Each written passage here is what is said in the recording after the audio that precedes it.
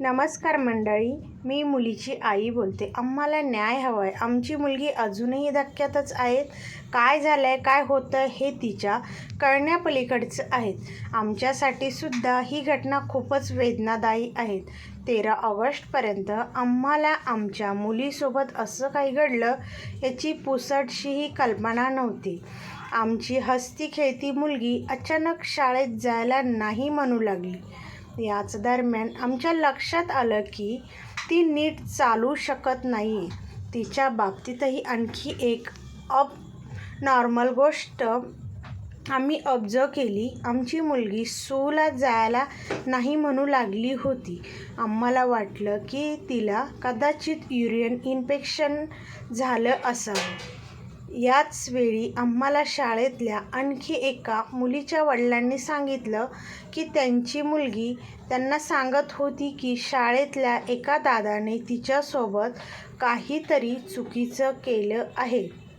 मुलीनं असं सांगितल्यावर त्यांनी त्यांच्या मुलीची वैद्यकीय चाचणी करण्याचं ठरवलं होतं. हे ऐकून आम्हीही अलर्ट झालो, कारण आमची मुलगीही शाळेत जायला घाबरत होती आणि सूला जायलाही टाळाटाळ करत होती. मग आम्ही आमच्या मुलीचीही मेडिकल टेस्ट करण्याचा निर्णय घेतला. टेस्टचा रिझल्ट पॉझिटिव्ह आला. हे सगळं पचवणं आमच्यासाठी खूपच धक्कादायक होतं, वेदनादायी होतं. पण या धक्क्यातून सावरून आम्ही हिंमत गोळा केली आणि पोलिसात जाण्याचा निर्णय घेतला.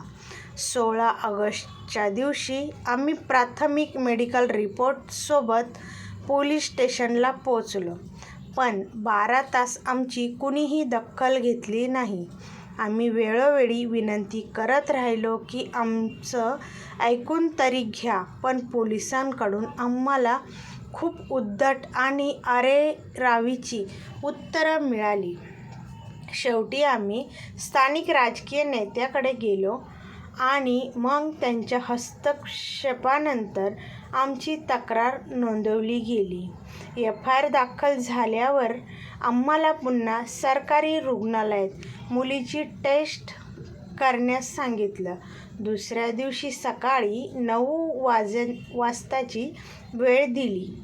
पण तिथेही पोलिसांच्या दिरंगाईचा आम्हाला सामना करावा लागला. आम्ही 8:45 वाजताच तिथे पोचूनही पोलीस मात्र 11 वाजता आले. आम्हाला शंका आहे की शाळेतल्या आणखी काही मुलींसोबत असा प्रकार घडलेला असू शकतो. पण भीतीपोटी लोक पुढे यायला घाबरत असावेत.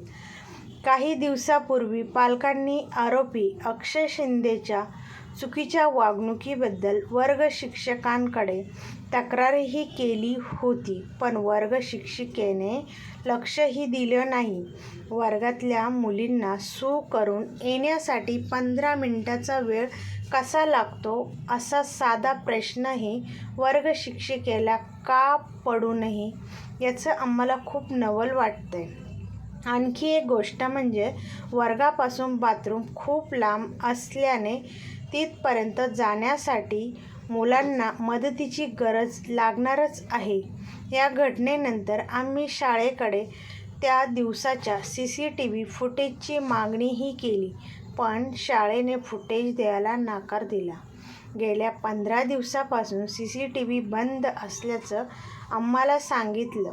शाळा व्यवस्थापकाने पुराव्यासोबत छेडछाड केली असल्याचाही आम्हाला संशय वाटतो. पण आमच्या मुलीला न्याय मिळावा हीच आमची अपेक्षा आहे.